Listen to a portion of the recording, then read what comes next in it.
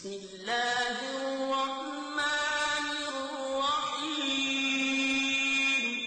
পবিত্র কোরআনে এটা পড়েছি যে আল্লাহ সবকিছু নিয়ন্ত্রণ করেন। তখন আমাকে একজন বলেছিল, যেহেতু আল্লাহ সবকিছু নিয়ন্ত্রণ করেন, তাহলে আমি যদি কোনো পাপ করি অথবা কোনো ভালো কাজ করি, আল্লাহ সেটাও নিয়ন্ত্রণ করছেন। আর আমি একজন মুসলিম নাকি অমুসলিম, অন্য কোনো ধর্মের, আল্লাহ সেটাকেও নিয়ন্ত্রণ করছেন। আমি যুক্তিটাতে ঠিক পুরোপুরি সন্তুষ্ট না, তবে এ সম্পর্কে আপনার মন্তব্যটা চাই। ভাই প্রশ্ন করলেন যে আপনার এক বন্ধু প্রশ্ন করেছেন যে কোরআন বলছে ওয়াল্লাহু আলা কুল্লি শাইইন কাদির, এর অর্থ আল্লাহ সবকিছুর উপর প্রভুত্ব করেন, সবকিছুর উপরে প্রভুত্ব করেন।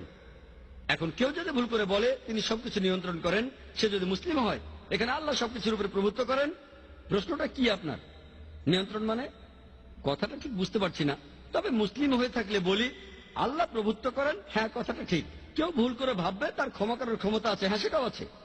কোন অমুসলিম হয়তো ভাববে সবকিছুর উপরে আল্লাহর ক্ষমতা আছে, হ্যাঁ আছে। আল্লাহর ক্ষমা করার ক্ষমতা আছে কিনা জানতে চাচ্ছেন?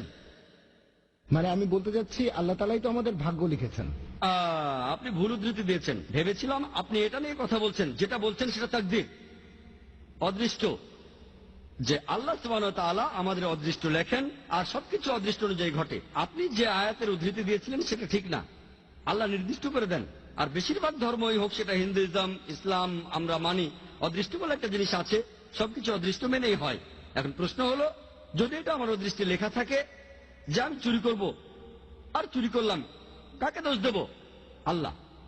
আল্লাহ অদৃষ্টে লিখেছেন আমি চুরি করব, সেজন্য চুরি করেছি, কাকে দোষ দেব? আল্লাহকে। নিজেকে দোষ দেবো কেন? যদি আমার অদৃষ্টে লেখা থাকে যে আমি মানুষ খুন করব, যদি অদৃষ্টে লেখা থাকে আর খুন করি, কাকে দোষ দেব? আল্লাহকে দোষ দেব। যদি আমার অদৃষ্টে লেখা থাকে আমি অমুসলিম হব, অমুসলিম হলাম, কাকে দোষ দেব? আল্লাহকে। তাহলে আমি দোজখে যাব কেন?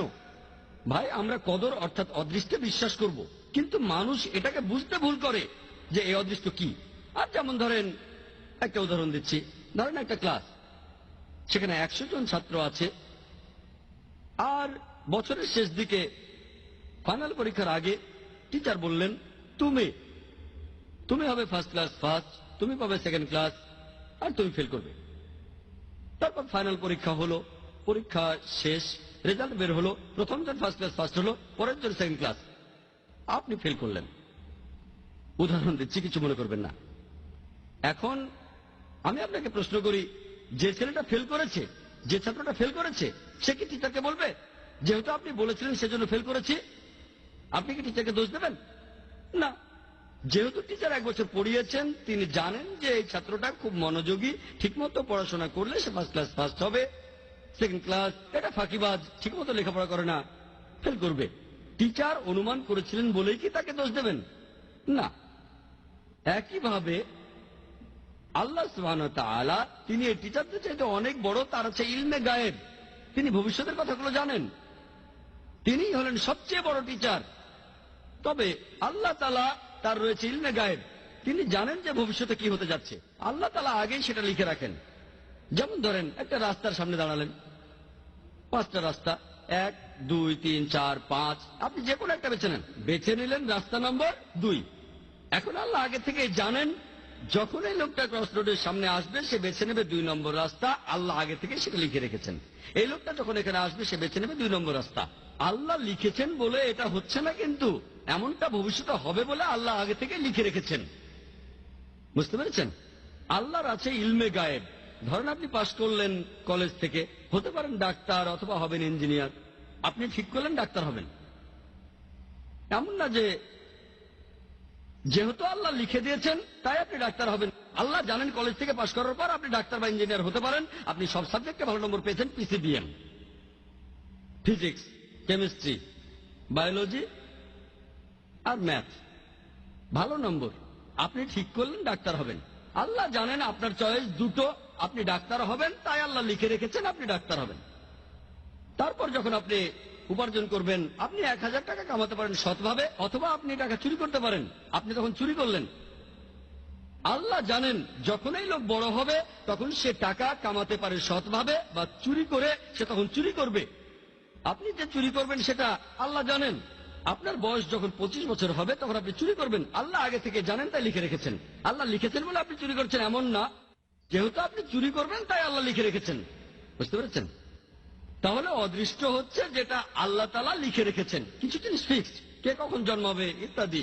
তবে বাকি জিনিসগুলো এমন না, আপনি ঠিক করবেন। সেজন্য আল্লামা ইকবাল বলেছেন, খুদ কো কার ইতনা বুলন্দ কিয়া তকদির কে পহলে আল্লাহ আপনি বান্দে সে খুদ পুছে বাতা দে রাজা কিয়া है। অর্থাৎ নিজেকে এতটাই মহান বানাও যে অদৃষ্ট লেখার আগে আল্লাহ নিজে জিজ্ঞাসা করবেন তার বান্দাদের যে তোমার ইচ্ছা কি। এটা একটা শায়েরি।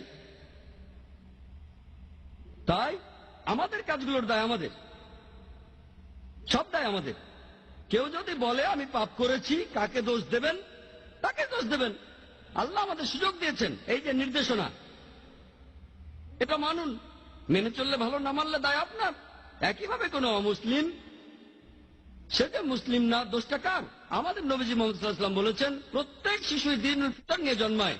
সবাই জন্মায় মুসলিম হয়ে। মুসলিম মানে যে আল্লাহর কাছে নিজের ইচ্ছাকে সমর্পণ করে। প্রত্যেক শিশুর জন্মের পর তার হার্টবিট আল্লাহর কথা বলে, তার শ্বাস প্রশ্বাস আল্লাহর কথা বলে, তার চিন্তা ভাবনা আল্লাহর কথা বলে।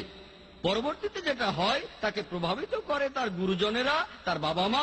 তখন সে মূর্তি পূজা শুরু করে, সে আগুনের পূজা শুরু করে, তারপর সে অমুসলিম হয়ে যায়। তাই যখন কোন অমুসলিম ইসলাম গ্রহণ করে, সঠিক শব্দটা কনভার্ট না, এটা হচ্ছে রিভার্ট। প্রত্যেক মানুষ জন্মায় মুসলিম হয়ে, ভুল পথে যাওয়ার পরে সে ফিরে আসে, তাই সঠিক শব্দটা হলো রিভার্ট। তাহলে আপনারা অমুসলিম বন্ধুকে বলেন, এই যে এই নাও কোরআন, এটা মানো, তোমার সামনে তো মুসলিম হওয়ার সুযোগ আছে। তাকে বোঝান, কোরআন পড়েন, মেনে চলেন। যদি বুঝতে অসুবিধা হয় আমাকে জিজ্ঞেস করেন, আমাকে জিজ্ঞেস করতে না পারলে IRF এ এসে জিজ্ঞেস করেন, তারা সাহায্য করবে। এই কোরআনটা নেন। আপনি এমন কথা কোনো অমুসলিমকে বলতে পারবেন না যে মুসলিম হতে পারবে না। ঠিক, সে তখন আপনাকে বলতে পারে, আপনি বাইবেল পড়েন আর বেদ পড়েন, আপনি খ্রিস্টান বা হিন্দু হয়ে যাবেন। আমার ভিডিও ক্যাসেট দেখে তর্ক করতে পারেন। দুই দিকে, এটা two way traffic, one way না। আমরাও তাদের একই কথা বলবো, এই যে বাইবেল এটা পড়ে না, তারপর দেখেন আমি আপনাদের চাইতে বেশি খ্রিস্টান। ঠিক না ভুল? তাহলে two way traffic, one way না। এখানে সবার জন্য সমান সুযোগ।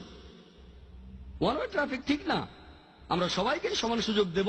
আল্লাহ আমাদের ব্রেন দিয়েছেন, আমাদের বুদ্ধি দিয়েছেন। আমরা মানুষরা যে অনেক উন্নত, কারণটা এই না যে আমরা অনেক হ্যান্ডসাম। আমাদের ব্রেনটা ব্যবহার করতে হবে সত্যের পথে আসার জন্য। আপনারা অমুসলিম বন্ধুকে বলেন, হ্যাঁ আল্লাহ আমাদের সবাইকেই সুযোগ দিয়েছেন, আমরা বেছে নিতে পারবো। তবে আল্লাহ আগে থেকেই যে এই লোক কোরআন পড়ার পরে মুসলিম হবে কিনা, প্রথম জন, দ্বিতীয় জন, এখন আল্লাহ জানেন প্রথম জন মুসলিম হবে, দ্বিতীয় জন হবে না।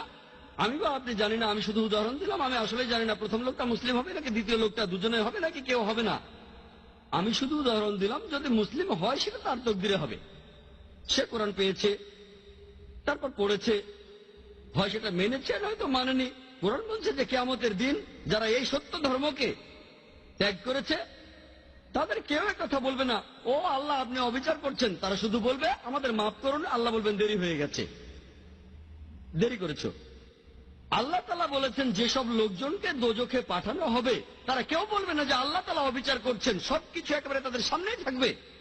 এখন আমরা ভিডিওতে আগের জিনিস দেখতে পারি, আল্লাহ কিভাবে করবেন সেটা জানি না। আল্লাহ বলেছেন তোমাদের শরীর তোমাদের বিরুদ্ধে সাক্ষ্য দেবে, তোমাদের চোখ তোমাদের বিরুদ্ধে সাক্ষ্য দেবে। তাই সেখানে অন্য কারো প্রয়োজন নেই। আপনি নিজেই বুঝতে পারবেন আপনার ভুলগুলো কি কি ছিল। যখন আল্লাহর কাছে বলবেন আমাকে মাফ করেন, আল্লাহ বলবেন দেরি হয়ে গেছে। সুযোগটা পাচ্ছেন এই পৃথিবীতে, এত ভুল করার পরও আল্লাহ আপনাকে সুযোগ দিচ্ছেন। ভুল করছেন, আবার সুযোগ দিচ্ছে আল্লাহ।